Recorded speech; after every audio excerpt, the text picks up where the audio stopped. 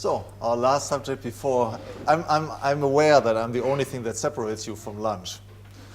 So, in order not to draw your ire on me, I'll try to be brief. Let me just start with a little observation on the empirical record, since we were talking about the performance of financial intermediaries before. So the empirical fact is that of all the investment funds quoted at the New York Stock Exchange, if you take the average, they performed worse than the average of the Dow Jones. Okay, so if you invest your money with a hedge, with an investment fund, in average, you get a lower performance than if you just invest your money yourself there. And if you do without the sophisticated techniques that they bring along. We have a similar surprising result when we turn to deflation. It is one of the most firmly held convictions among economists, and monetary economists in particular, that deflation is very bad and needs to be prevented at virtually any cost. It's the basic rationale, one of the basic rationales underlying Keynesian macroeconomics, and it's one of the basic rationales underlying the prevailing monetary institutions, in particular the president of a central bank and of paper money, the purpose of which is to fight deflations, prevent precise situations in which we have either strongly falling price level and or strongly declining money supply, which has the consequence of a price level that is lower than it would otherwise have been. Now, if we, there's been a very interesting study published last year by two Berkeley economists, or at least one of them was a Berkeley economist. It's been published with the NBER in the United States, which proves again that occasionally mainstream economists can do useful work.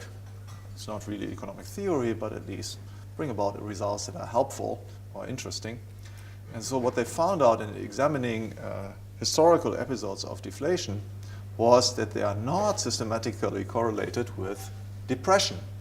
Okay, so the empirical record shows us that there's something fishy about the official story, which is that deflation, in any case, is the economic nightmare, is the scapegoat that justifies not only monetary policy but also our present monetary institutions, in particular central banks and paper money. So we need to take a closer look then at the theory of deflation.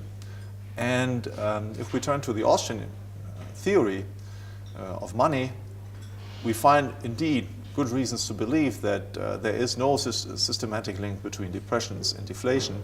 The deflations are far less dangerous economically than they appear in the light of the Keynesian hystericalist scenario, and that in fact their true significance, the true political significance is a different one, and the one that is commonly communicated. Now, deflation has been, despite its role as a scapegoat, has been a subject has been notoriously under-researched by economists. So it's only in the past 2 years or so that economists have turned again their attention to the theory and to the history of deflation. It seemed to be a subject that was just part of the bad old days before the Keynesian revolution for a very long time. And only after the stock market crash of 2001, more and more economists came to believe that despite all institutional safeguards that we have created, again, paper money in particular and central banks, there might be a danger of deflation looming around the corner. So from the Austrian side, we have organized a symposium on deflation, and the proceedings have been published in the Quarterly Journal of Austrian Economics, Volume 6, Number 4, 2003. So for those of you who want to look this up, and this is good stuff. Now we, as Austrians, had the great advantage of being able to base our more recent research on the works of Mises and Rothbard. And if it's true that Austrian economics is superior to all other schools of economic thought in general, this holds true in particular when it comes to money. In no other field is the Austrian theory not only so much better, but also leads to radically different conclusions, practical conclusions, than mainstream approaches than in the field of money. So reason enough for us to have a closer look here. And I will start by recalling to your minds what Professor Hoppe had said yesterday in his lecture on money, or then in the lecture of banking, that one of the main propositions of monetary theory, at any rate from the Austrian point of view, is that the quantity of money in itself ultimately does not matter. Okay, that's the fundamental proposition. Whatever the money supply is, any money supply can satisfy the exchange services, or can render the exchange services that any size economy might need. And the reason is that money, the services that we derive from the money supply vary according with its purchasing power. Okay, so that's and the purchasing power itself is not a physical characteristic of the object that serves as money. Right? If I have wonderful monetary object like this one, right? Right. So for this one, I can buy a decent bottle of wine in France right now. Does not mean that somehow physically the ability to buy a bottle of Chinon 2001, of my favorite brands, with this paper ticket, is somehow physically linked up with it. Rather, this can change, right? Prices can change, and so I might be able to buy more or less of this in the future. And this was, in fact, one of the reasons, one of the ideas, the central ideas of the classical economists to stress this fact. And here, in particular, Jean-Baptiste Say, who came up with the following thought experiment that is still useful today and is still widely used, in which we consider two different economies, let's say one economy A and one economy B, and we have exactly the same real structure in both cases. We have the same economy, and let's say, so there's one tomato, and there's one chair, and there's one car and one fridge on the market. And so in economy A, we have certain prices that are a function of the money supply, which we might assume to be 1,000, and 1,000 can be anything, 1,000 ounces of silver, let's say.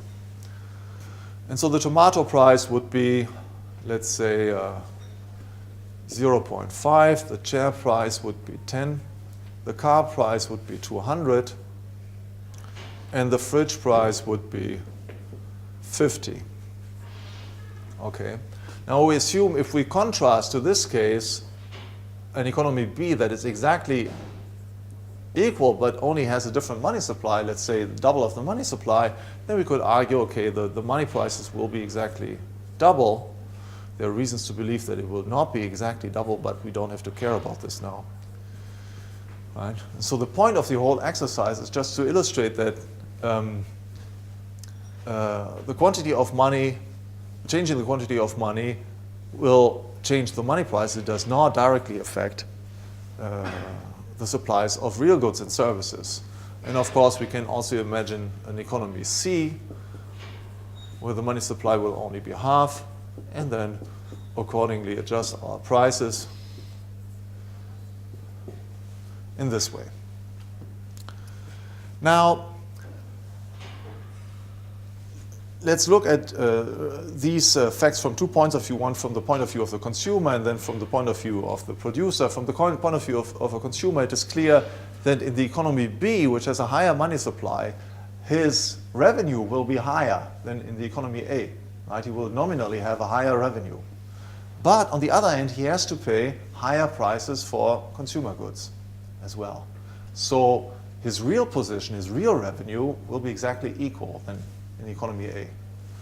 And inversely, in the economy C, he would have a lower revenue, but he would also have to pay lower prices for consumer goods. So therefore, again, can be indifferent as to the position.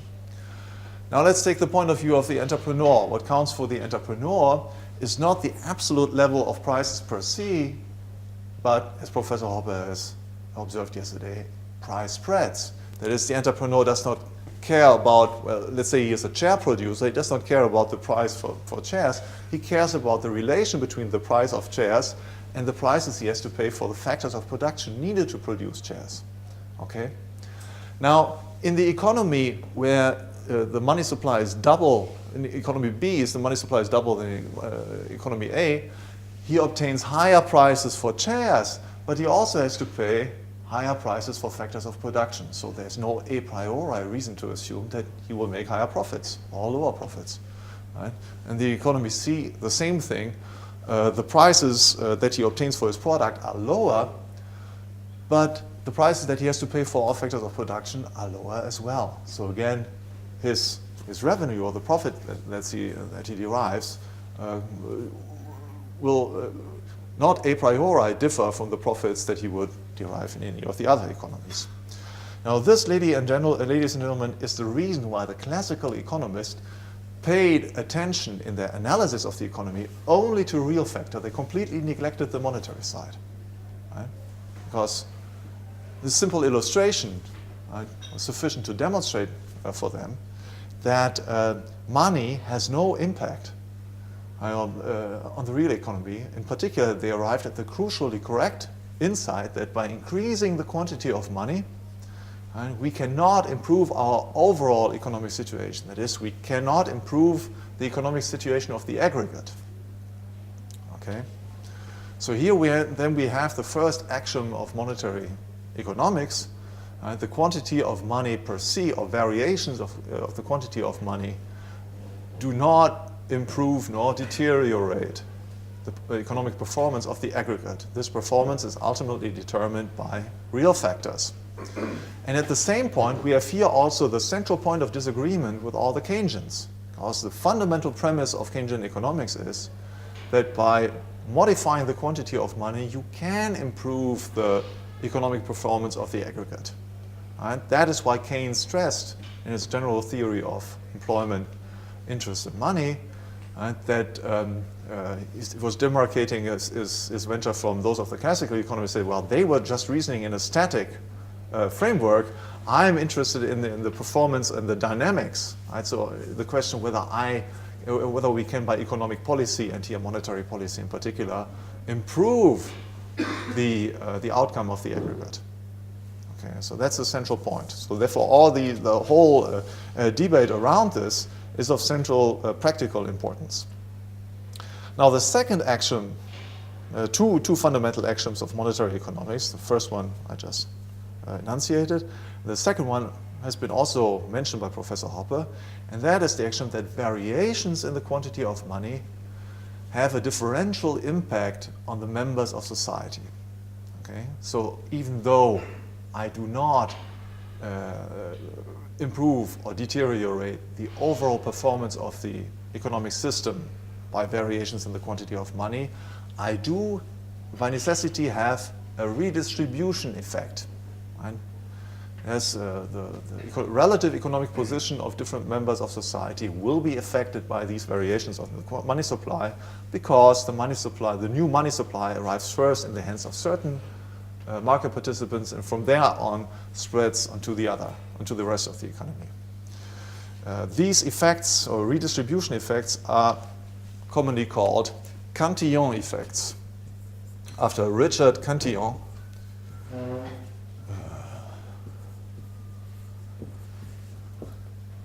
who in the early 18th century wrote a book with the title The Nature of Commerce in General, in which he placed great stress on these effects.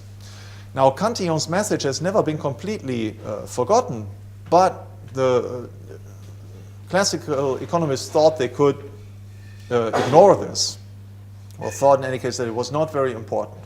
It was only Ludwig von Mises who brought these effects again to the fore, and stressed in particular that the Cantillon effects are the root cause of intertemporal misallocation of resources, about which we've talked this morning. and then are also of crucial political significance, right? Because we have a source of conflict between members of society. Who should be the recipient first? As soon as we have a central bank, it is clear that whatever the policy of the central bank is, whatever investment projects it subsidizes with new issues of money, new credits and so on, it is exercising a discriminatory decision in favor of some members of society to the detriment of other members of society. And Mises himself stressed that this was a fundamental problem of all monetary unions based on paper money, because it was to be accepted that there would be a constant redistribution struggle between the different nations or the different groups organized within the monetary union. And in fact, that is something that's a crucial flaw of the present European monetary system, of the European Central Bank and the Euro, that in fact the ECB has the arbitrary power to favor certain groups at the expense of all other citizens. So it has this power, and so necessarily its policies will be substance matter for endless strife. It's something that is not discussed by monetary economists because they love, of course, central banks and paper money as instruments of the application of their own theories.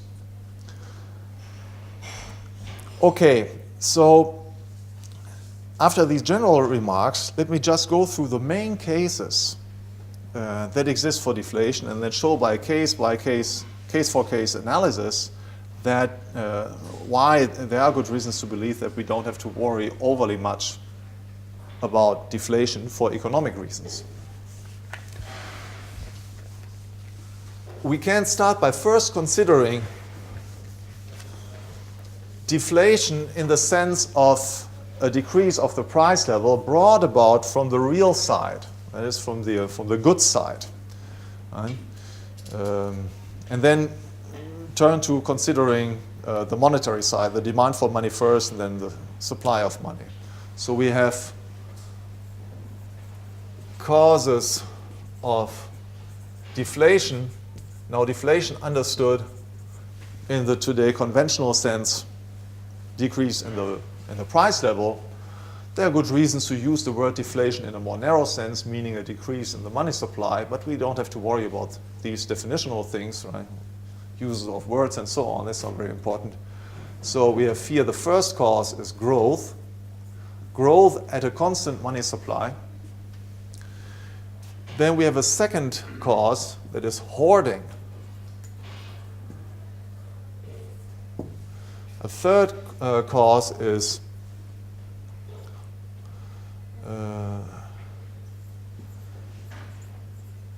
a decrease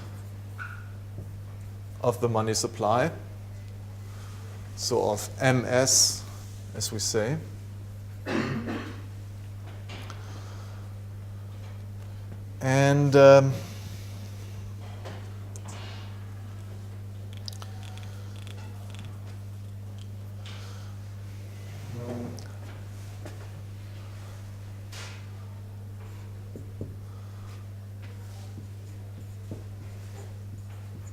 then we have also a fourth cause, that is interventionism, monetary interventionism.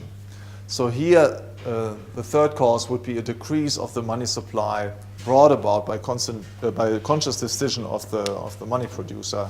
The fourth cause would be a more or less involuntary consequence of previous government intervention.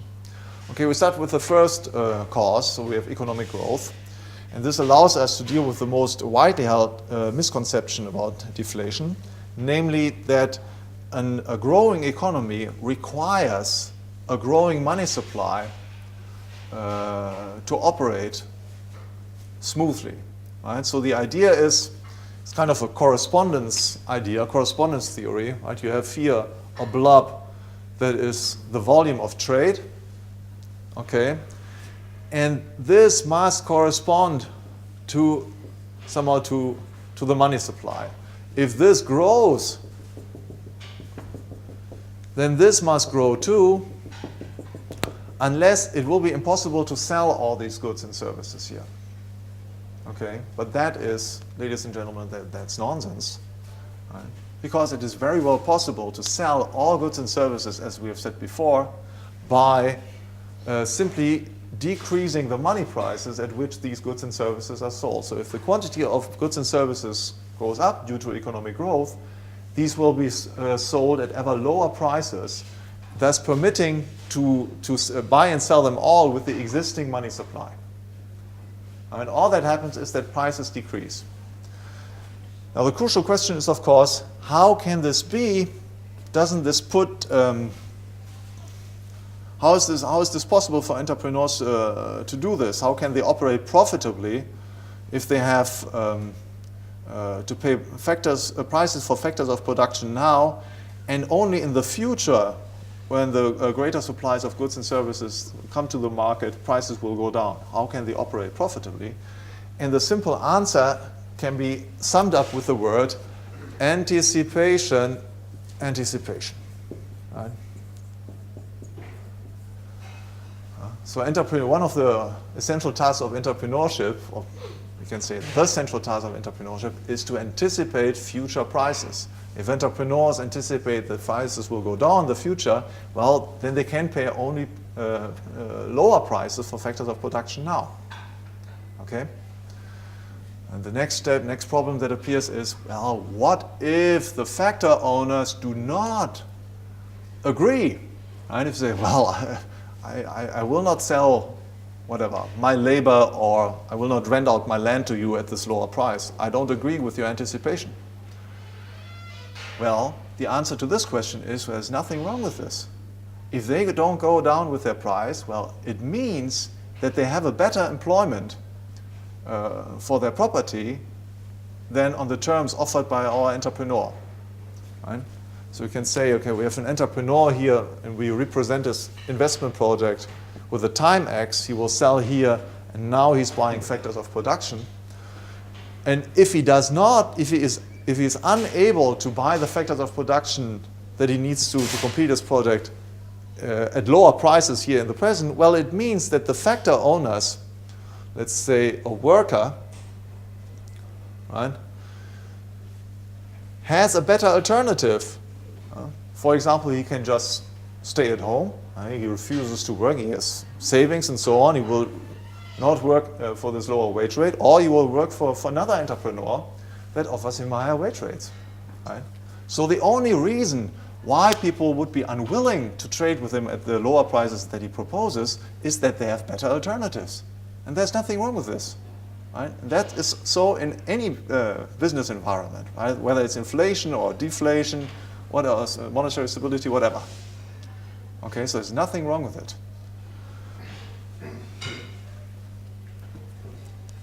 What is clear, however, is if this anticipation is correct, if prices will indeed go down in the future, well, then sooner or later the factor owners, for example, the workers, will be unable to find anybody offering them better terms. Okay, so sooner or later then they will be forced to accept the terms offered by our entrepreneurs, who offer only lower recompensation in anticipation of the future lower prices. Okay. So there's no reason to anticipate any problems for a growing economy within a deflationary context. There's nothing inherently impossible to arrange ever lower prices for factors of production in a deflationary economy. Now, as far as the labor market is concerned in particular, there the deflationary impact will be lowest. Why is that? Well, because labor is the most universally usable factor of production. So it can be used in production processes that are very close to completion. So in the first order production processes, companies that produce consumer goods, and also companies that produce producers' goods. And well, if we would have to say, in anticipation of a lower price in the future, this will have an all the more greater impact on factors of production used way back here in the production chain.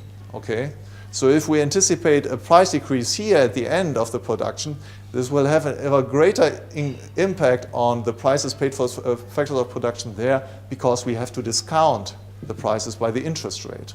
Okay, so we'll have a greater impact here. And so deflation will impact especially raw materials and so on, but not so much labor, because the labor is constantly the alternative of working here or here. Right? So there's constant arbitrage processes going on. The same alternative does not exist for raw materials, let's say iron ore or something, which can be used only here. So these raw materials their price will decrease very strongly in a deflationary environment, whereas the price of labor, which is universally usable, will not decrease that much. That is the reason also why real wage rates will increase, right? All other prices will decrease much stronger than the nominal wage rates. So we have a constant increase of real wages, which is exactly what economic growth is all about. Now that's my main story already, and therefore I will only illustrate that the same reasoning holds true also for all other cases. Most importantly, the case of hoarding. What is hoarding? Hoarding is an increase of the demand for money. Right? It's a pejorative expression for saying that the demand of money goes up. What is the demand of money? The demand of money is our evaluation of a quantity of money relative to other goods. Right? So if I have a higher demand for money, this means that I'm ready to work more or to sell more of my other property to get a given unit of money. And inversely, I'm only ready to pay lower prices for a given unit of money that I bought before. An example.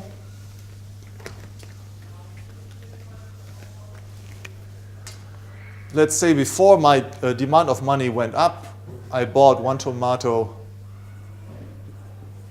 for 0.5 ounces of silver, and I worked 1 hour for, let's say, 2 ounces of silver. Okay? Now, if my demand for money goes up, what does this mean? Well, it means that I'm ready to buy a tomato only if I get it at a lower price. Right? So, for example, if I pay this price.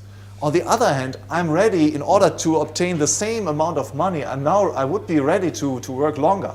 Right? So, for example, I would be ready to work 1.5 hours to get 2 ounces of silver. What does this mean? It shows that the purchasing power of money, by the very fact that my demand for money increases, goes up. Right? Because now I can buy tomato can be bought on the market for 0.4 ounces of silver, and 2 ounces of silver can buy 1.5 hours of work, whereas before they could buy only 2. Right? That is, here again we see that the services rendered by money are self-adjusting to variations in the demand for money. There's no reason to accommodate a change in the demand for money by changes in the money supply. Right? What is just simply changing is the purchasing power of money. We do not have to accommodate the changes in the demand for money with changes in the money supply. We can just leave the money supply what it is. Okay. And very similar considerations also apply if the money supply decreases. Right? There's no reason to believe that entrepreneurs cannot anticipate a decrease in the money supply if this should ever happen. Empirically, it's a very rare circumstance. Okay, but there's no reason to anticipate or to believe that entrepreneurs should be unable to do this. And they would adjust to such an expectation in exactly the same way as they adjust to secular growth and to increased hoarding.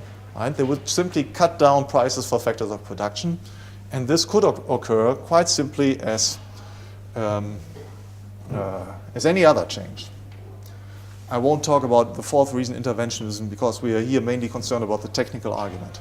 So what does this leave us with? It leaves us with the notion that deflation per se is not economically more harmful than any other change occurring in the economy. It does not put the entrepreneurs before fundamentally different or more serious problems than any other major change occurring in the economy. Right? And especially if deflation is constant and secular and so on, it's very easy to adjust to it, just to any other business environment. So what is then the main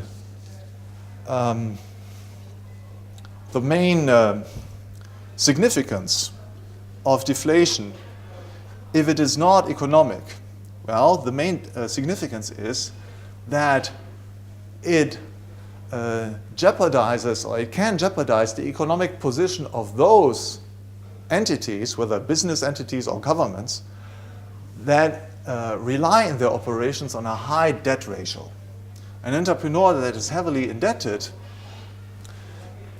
is confronted through deflation to the problem that at the lower price level that comes into being through deflation, he will be unable to pay back his debt. Let's say I have a situation A in which the price level is 100 in my index, and in a situation B the price level is 50.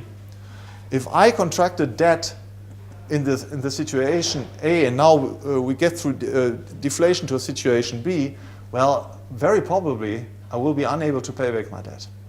Okay, so deflation is more often than not, I mean there are exceptional scenarios that we can imagine, but more often than not, the death sentence for all entities that are financed primarily through debt and not through equity. Deflation is no problem for entrepreneurs financing their operations through equity. Okay, but it's a problem for all those operating on debt. Now, if you think of it, well, who are these entities operating mainly on debt? Particularly, we have to think here of governments, right? And we have to think of the business units that are by and large financed through fractional reserve banks, through bank credit. Right? So this opens up then a completely new perspective on the now political significance of deflation. Right? Namely that deflation is in fact, from a libertarian point of view at any rate, a very desirable outcome because it cuts off the roots under those undesirable elements of society that shouldn't be in the positions of power that they presently have. Right? It's the way the market clears the bad plans, right? Drives them out, and makes free the way for new entrepreneurs, for a new establishment. Right? One effect of inflation, there's a political effect of inflation, is in fact to preserve the existing structure of owners within a society. Right? Inflation is the most important means by which the present economic and thus political establishment stays in power. And if you read very carefully Keynes, you'll find that that was in fact one of the driving motivations, one of the main ideas that inspired him to campaign against deflation. Right? Keynes saw very clearly that inflation has this revolutionary impact on society too. He didn't like inflation for this reason. But he saw that deflation has exactly the same impact. Right? It brings about a change in the structure of ownership. There will be a new economical lead, a new establishment that comes into play. Right? So deflation and inflation are then forces by which we have something like a circulation of elites. Circulation of elites. This is an expression has been coined by Vilfredo Pareto, neoclassical economist, a mathematical economist, ladies and gentlemen, but he had a great insight. Right? So there is in a market economy, in a free economy, you have a constant circulation of elites. Right? Those people with the best ideas, the greatest profits, drive out people with inferior ideas or products that is considered by the consumers not as being as important as their products, and so on. What inflation does is to keep the existing establishment for an artificially long time in its present position. And Keynes, convinced as he was that he and his friends were indispensable for the well-functioning of British society, became a great advocate of of the fight for monetary stabilization.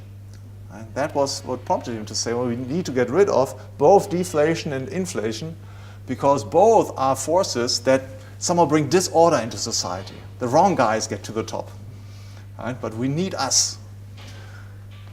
So again, right, so the significance of deflation is not economic. We don't have to worry about deflation making it impossible for an economy to function well. But it has a great political significance in that it is, so to say, the last resort for a free society where the political institutions don't function anymore, right? Wherefore the political institutions don't assure the circulation of elites, and wherefore the institutions such as paper money and central banks, we have no more adequate circulation of elites within the economic sector. Their deflation comes into play with a big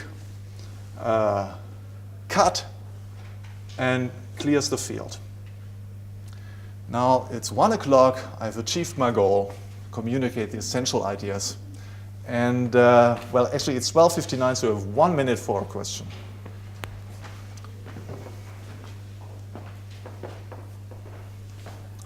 There's a question here. Hello. If inflation causes increasing nominal interest rates, you should expect that deflation causes, or perhaps could cause negative interest rates, nominal negative interest rates. If that is the case, how can you then make anyone save at all in banks, since you can gain more purchasing power from having your money outside? Yeah, well, deflation can never create a negative interest rate, precisely because nobody would lend his money at these terms. So even in the case of deflation, you would observe some nominally positive interest rate, be it ever so small. Right? Otherwise, no deal would be struck. It's very simple. Right? But okay, then again, empirically, we have to say, well, so what? I say, a decrease in the money supply is a very unlikely event. An increase of economic growth, which would just lead to a secular decline of the price level, that is much more likely, but doesn't pose a great problem for interest rates. Right? They would be somewhat lower, might be between 1 or 2%, but would still subsist. Strong deflations, come at very short notice, are very important, usually happen after periods of inflation of the money supply through banks, fractional reserve banks in particular. But these are rather short periods. So typically we're talking here about periods of 8 months to about 2 years. So that's, if we look at the historical record, that's about the period that we're talking about. And during this period, it might indeed often be impossible that any credit is given at interest and so on. But again, so it only reinforces the position of people operating with equity rather than with debt. So there's no problem there, whatever, right? So from an economic point of view, there's no reason a priori to favor debt finance business rather than equity finance business. Right? We have no means to say, well, that is better than the other one. We'll leave it here. Thank you very much. Good. Bon appetit.